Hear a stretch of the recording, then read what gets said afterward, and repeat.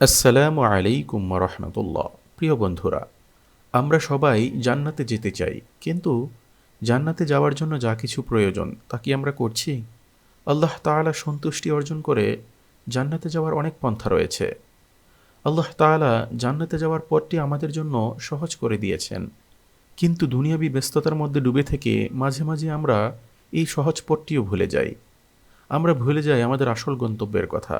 শয়তানের ওয়াসওয়াসায় এবং নফসের ধোঁকায় পড়ে আমরা ভুলে যাই আমাদের আসল গন্তব্যের কথা। নিম্নে হাদিসের আলোকে জান্নাতে যাওয়ার 25টি সহজ পথ উল্লেখ করা হলো। প্রথম আমলটি হচ্ছে আল্লাহ তাআলার সঙ্গে কোনো শরিক না করে ঈমান নিয়ে যেসব বান্দা আল্লাহ তাআলার সঙ্গে দেখা করবে, অর্থাৎ মারা যাবে, সে জান্নাতে প্রবেশ করবে। হাদিসটি বুখারীতে বর্ণিত হয়েছে। 2 নম্বর আমলটি হচ্ছে যে ব্যক্তি আল্লাহ ও তার রাসূল সাল্লাল্লাহু আলাইহি ওয়াসাল্লামকে বিশ্বাস করবে, সালাত কায়েম করবে ও রমজানে রোজা রাখবে, আল্লাহ তাআলা তাকে অবশ্যই জান্নাতে প্রবেশ করাবেন। হাদিসটি বুখারীতে বর্ণিত হয়েছে। 3 নম্বর আমলটি হচ্ছে যে ব্যক্তি বলবে রদিতু বিল্লাহি রব্বা অবিল ইসলামি দীনা অবি মুহাম্মাদিন নাবিয়্যা ওয়া রাসূলা, অর্থাৎ আমি আল্লাহ তাআলাকে রব হিসেবে, ইসলামকে ধর্ম হিসেবে এবং মুহাম্মদ সাল্লাল্লাহু আলাইহি ওয়াসাল্লামকে নবী হিসেবে পেয়ে সন্তুষ্ট, তার জন্য জান্নাত অবধারিত। হাদিসটি আবু দাউদে বর্ণিত হয়েছে।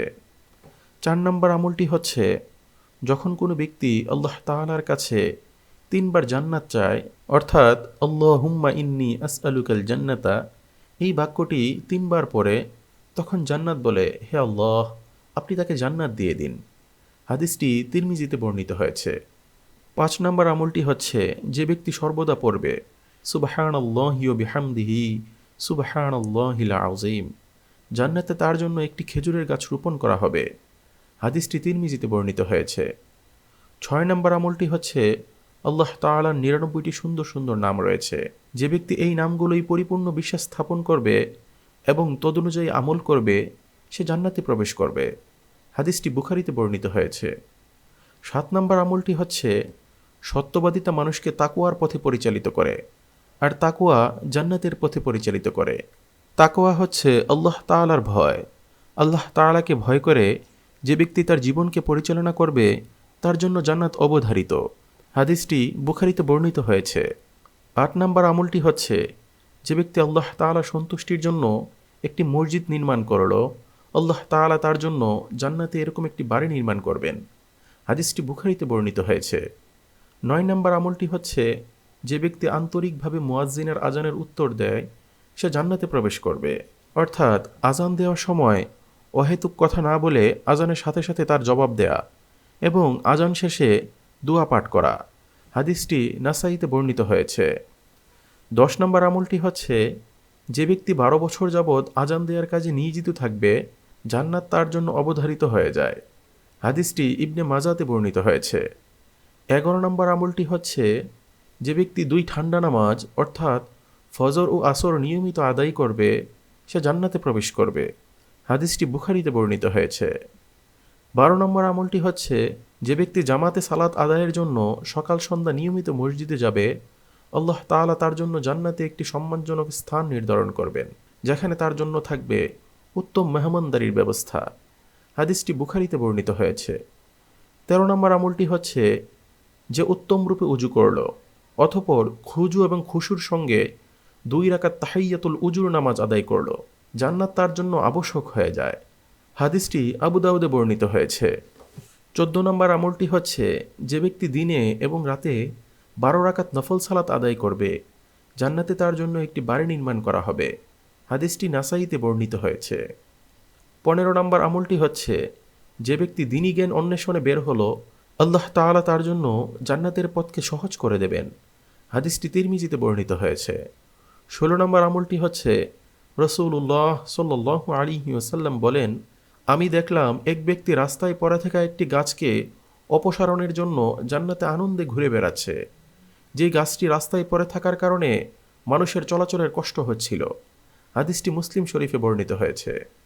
17 নম্বর আমলটি হচ্ছে রাসূলুল্লাহ সাল্লাল্লাহু আলাইহি ওয়াসাল্লাম বলেছেন, যে ব্যক্তি 2 চোয়ালের মধ্যবর্তী জিনিস জিহবা আর 2 রানের মধ্যবর্তী জিনিস গোপনাঙ্গের হেফাজত করবে, আমি তার জন্য জান্নাতের জিম্মাদারি গ্রহণ করব। হাদিসটি বুখারীতে বর্ণিত হয়েছে। 18 নম্বর আমলটি হচ্ছে অহংকার মুক্ত, চুরি মুক্ত ও ঋণমুক্ত অবস্থায় যে ব্যক্তি দুনিয়া থেকে বিদায় নেবে সে জান্নাতে প্রবেশ করবে। হাদিসটি ইবনে মাজাতে বর্ণিত হয়েছে। 19 নম্বর আমলটি হচ্ছে রাসূলুল্লাহ সাল্লাল্লাহু আলাইহি ওয়াসাল্লাম বলেন, যার দুটি কন্যা সন্তান আছে এবং সে তাদেরকে উত্তম শিক্ষা দীক্ষায় লালন পালন করে, সে আর আমি জান্নাতে এইভাবে প্রবেশ করব। এই বলে তিনি তার দুহাতের দুটি আঙ্গুল উত্তোলন করে দেখালেন এবং তিনি বললেন, আমাদের হাতের আঙ্গুল যতটা কাছাকাছি ঠিক ততটা কাছাকাছি থেকে আমরা জান্নাতে প্রবেশ করব। হাদিসটি তিরমিজিতে বর্ণিত হয়েছে।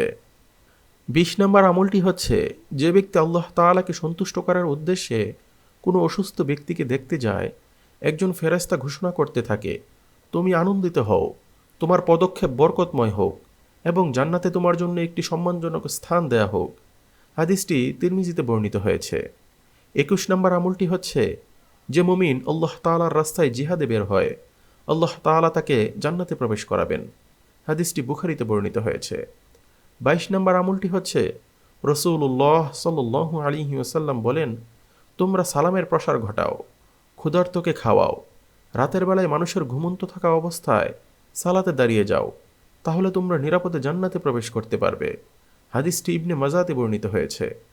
23 নম্বর আমলটি হচ্ছে রাসূলুল্লাহ সাল্লাল্লাহু আলাইহি ওয়াসাল্লাম বলেন, এক উমরাহ তার আগের উমরা থেকে এই পর্যন্ত সব গুনাহকে ধ্বংস করে দেয়। আর একটি কবুল হজের প্রতিদান জান্নাত ছাড়া আর কিছুই নয়। প্রিয় বন্ধুরা, একটি কবুল হজের প্রতিদান জান্নাত ছাড়া আর কিছুই হতে পারে না। হাদিসটি বুখারীতে বর্ণিত হয়েছে। 24 নম্বর আমলটি হচ্ছে যার জীবনের শেষ কথা হবে লা ইলাহা ইল্লাল্লাহ, সে জান্নাতে যাবে। হাদিসটি আবু দাউদে বর্ণিত হয়েছে। 25 নম্বর আমলটি হচ্ছে যে ব্যক্তি দিনের বেলায় একবার সাইয়্যিদুল ইস্তেগফার পাঠ করবে, সে ওই দিন মারা গেলে জান্নাতে প্রবেশ করবে।